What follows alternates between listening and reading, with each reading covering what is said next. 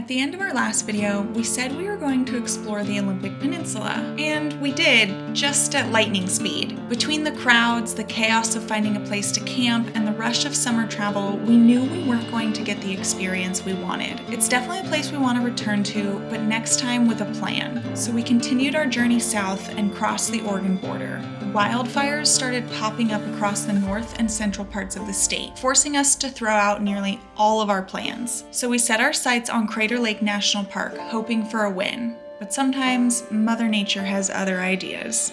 Alright, so we made it to Crater Lake National Park. Last night when we pulled in, we found a first come first serve spot, and like the smoke had cleared up a bit.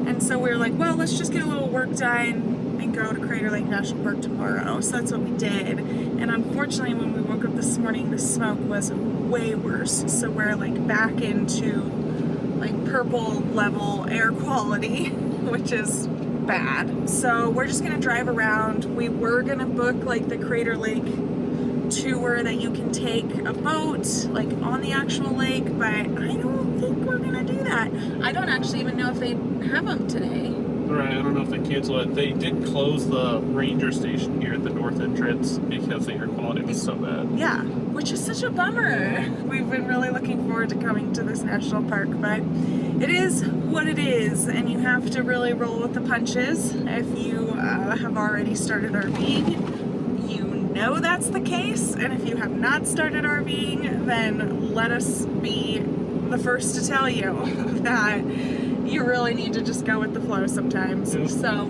can't control the weather, can't control most things. So. Yeah, exactly. Better get used to natural disasters when you start RVing across the country. So we'll just see what we can see.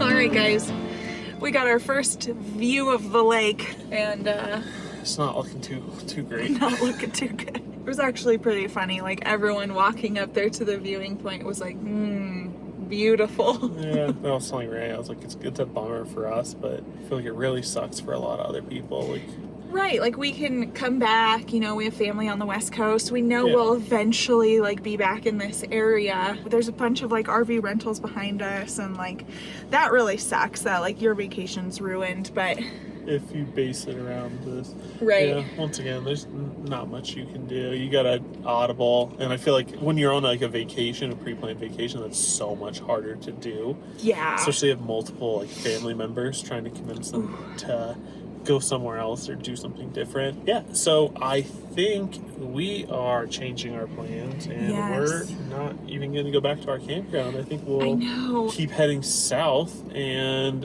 we'll stop by Lassen Volcanic National Park, which is something we've been very excited to do. Don't jinx it. I know, right? I looked up the smoke map.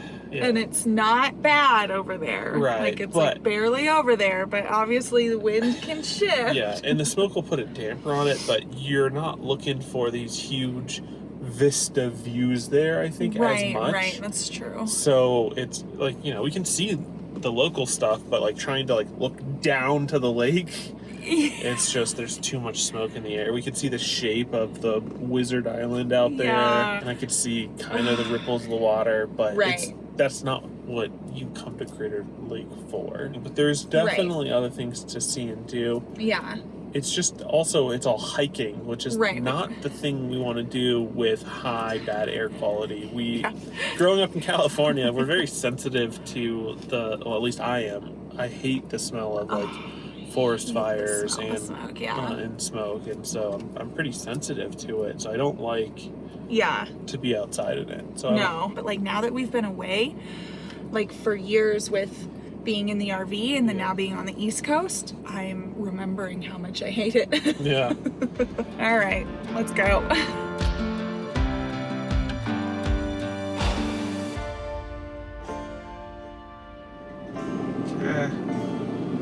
Here's the Overlook Stop.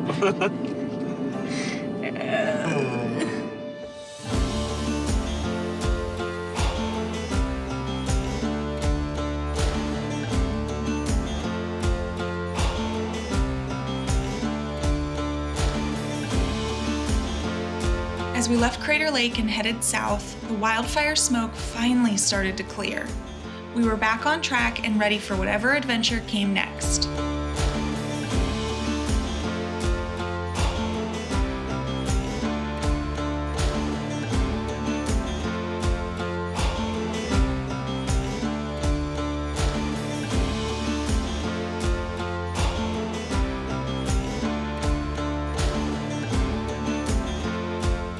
Tired of playing Guess That Smell in your RV? We certainly were, and that's why we created Tank Tuneup. We created this holding tank treatment with a dual action formula that not only breaks down waste, but eliminates odors. Our formula doesn't have fillers or artificial fragrances that honestly sometimes make the odors worse. Tank Tuneup is so easy to use, just simply scoop it, rinse it, and forget it. Whether you're hitting the road for a weekend getaway or living the full-time RV lifestyle, Tank Tuneup makes odors a thing of the past. Scan the QR code or click the link in the description to get yours today. And if you want to learn more about our product, check out our full video on it. All right, guys, we had another change of plans, but this time it was, our own decision. I guess they're always our own decision, but it wasn't like, the weather. As you can see, the weather is a lot more beautiful.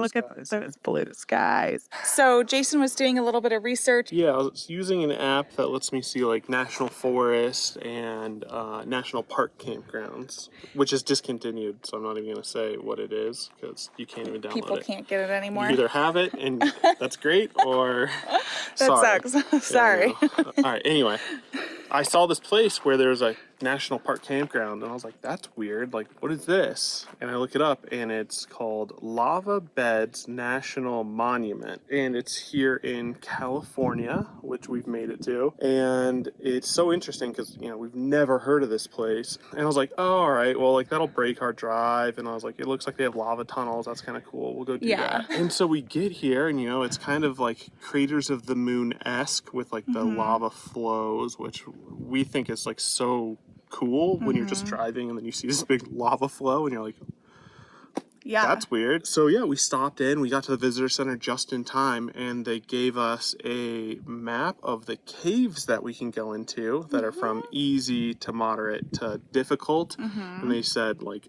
easy caves are ones that you can walk through standing up for the most part. Moderate is where you have to like hunch down in some sections. Might have some tighter spaces. Yeah, but you can still like hunch down and walk. And then difficult is like hands and knees crawling. Right. But then they have a campground here, which was built for tents mostly because it's like parking sites and then like camping areas. Right. Like that. But if you have a truck camper or a small motorhome, and we saw one or two sites that a fifth wheel got in a reflection. Yeah, it was a tight fit. Yeah, and you're parked on the road, so you just find the sites that have like the parking sites like a little further off the road where you can still use your slides. Or the longer parking sites. Yeah, like this one's pretty dang long, So, and the campground's only $10 a night. They pretty much just like give you the permit, give you the maps, and like send you on your way. And we're like, we could just go in these caves, and they're like, yeah, like have fun. So we're kind of excited that we found this like little side adventure that we totally weren't expecting. Yeah. So we stayed here last night. We're packing up and like we're gonna go explore a couple caves, which was like not on the itinerary at all, but I'm excited. So I wanted Jason to show you guys this because I don't know why, like I think it's really cool. And we've had 3 people throughout our travels like watch him pack up our Starlink, and they're like, what is that? And so he's like given them the exact product name on Amazon.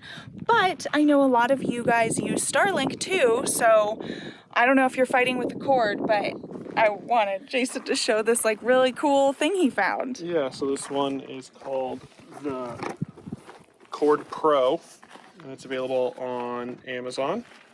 And the thing that I like about it is that you put your cord through whatever length Starlink cable you have, and you kind of put this at like the halfway distance, and then you roll them up, and it keeps essentially, 2 halves of the cord. So then when you want to use it, depending on how far you want it to reel out, you just, reel off one side or the other, or like half and half, and that keeps your cord protected. But when it is fully, like here, I'll put this side away. Like it's real easy. It tells you even like the wind direction. and it's in here. So this side either sticks out, or it's just a flexible little thing. So if you're really wanting to store it away, you can kind of put that in there. Cool. Ready to go caving? Yeah, let's go caving.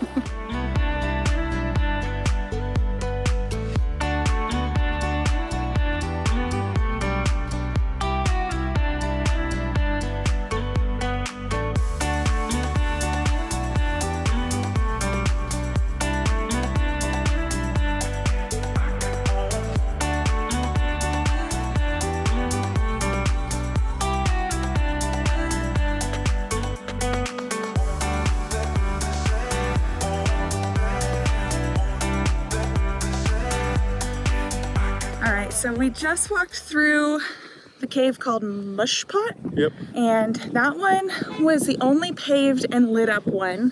We wanted to do it to get our feet wet. So now we're going in on our own.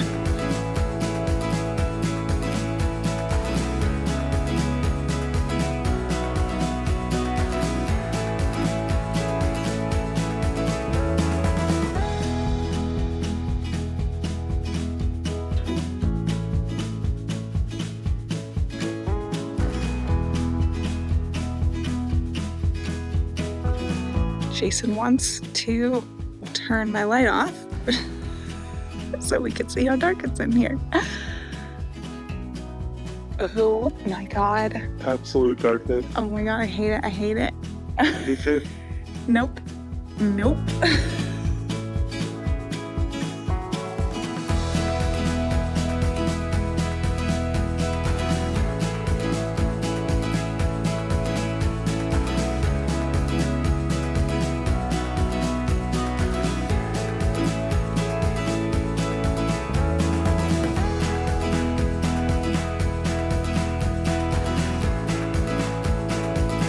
That cave was good. Yeah. Only got a little panicky once after we turned the lights off, and then we turned back on. I was like, we're underground and this is really humid and gross and I'm scared. That cave was actually really interesting too, because you had to take these stairs up to when you got to a certain point. Yeah. And when you hit those stairs, you could really feel the difference in temperature.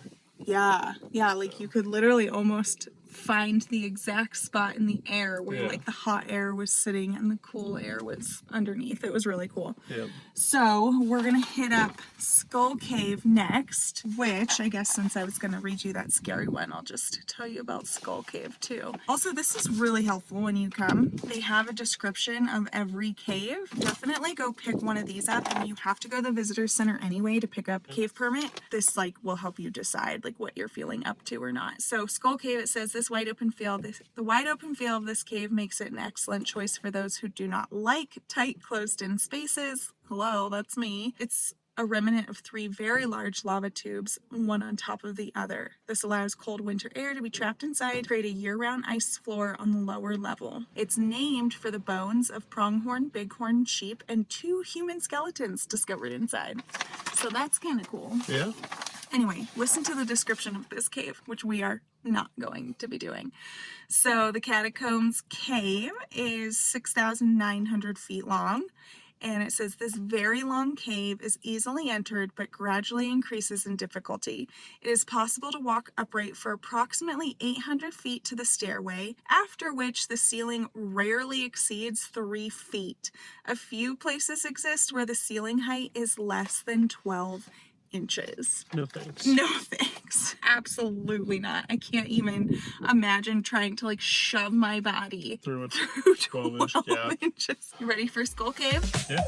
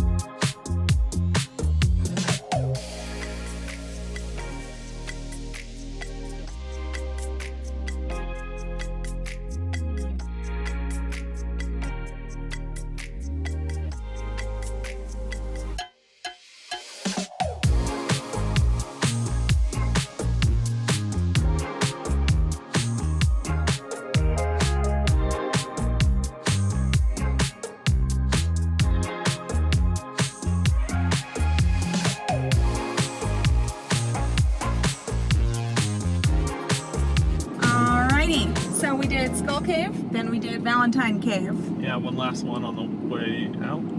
Was it worth it? Yeah, I really enjoyed Valentine Cave. I don't know if I was getting used to like going in the caves, because like each time it got a little bit easier, or if this one was just cooler. Yeah.